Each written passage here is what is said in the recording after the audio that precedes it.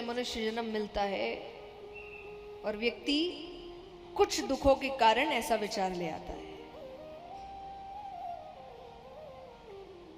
वो जाते हैं आत्महत्या कर, पानी में कूदने ही जा रहे हैं कि पीछे से एक ऋषि खींच लेते हैं। क्या कर रहे हो, इतनी मुश्किल से मनुष्य जन्म मिलता है, ऐसे ही त्याग दोगे? वो कहे मुझे संतान नहीं है, संतान के बिना ये जीवन अधूरा लगता है। संत ने कहा संतानें ही पैदा करनी थी, अपना ही पेट भरना था तो जानवर ही बन जाते।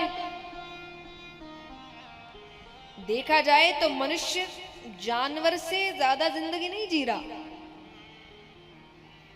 एक बात बताइए, आज हम काम करते किस लिए? बताओ बताइए, उसे क्या होगा? साधारण शब्दों में कहिए, पेट के लिए, है ना? इसीलिए कोई अब काम पे कुछ करता भी तो क्या कहते, पेट पे लात नहीं मारना। यही मुहावरे है ना, यही उदाहरण दिए जाते। तो असल में कहा जाए किसके लिए काम कर रहे हैं? वो भी करते हैं शिकार, पेट के लिए।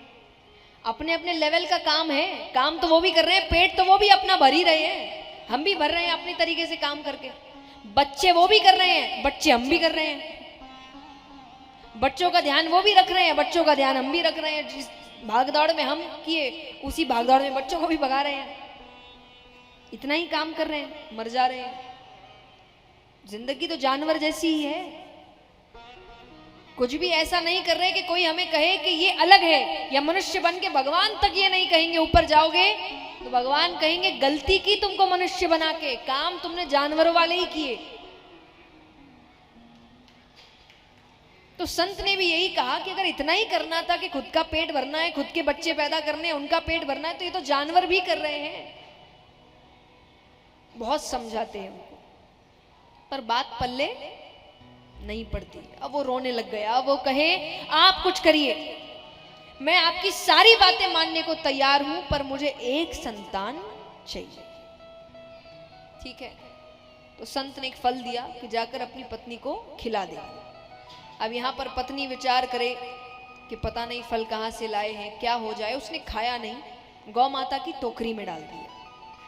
उसने अपनी बहन को ये बात बताया। बहन कहे मैं 1 महीने के गर्भ से हूं, पति से कहना कि तुमने फल खा लिया, गर्भवती हो गई, पर बच्चा तुम अपनी बहन के घर पैदा करोगी, मेरा बच्चा मैं तुम्हें दे दूंगी। और मेरे घर, वो बहुत गरीब थी बहन, मेरे यहाँ धन की बहुत कमी है और तुम्हारे यहाँ धन की कोई कमी, मुझे धन दे दे। उसने कहा ठीक है।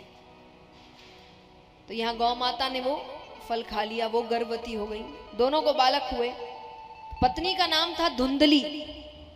धुंधली से जो बालक हुआ उसका नाम रखा धुंधकारी, और गैया से जो बालक हुआ उसका नाम रखा गौकर्ण, क्योंकि उसके कान गाय की तरह थे। शरीर मनुष्य का है पर कान गाय के हैं। दोनों बच्चे यहाँ बड़े होते हैं। कुछ समय बाद गौकर्ण जी गुरुकुल चले गए, पिता वैराग्य ले लेते हैं, और यहाँ पर धुंधकारी सर्व अवगुण संपन्न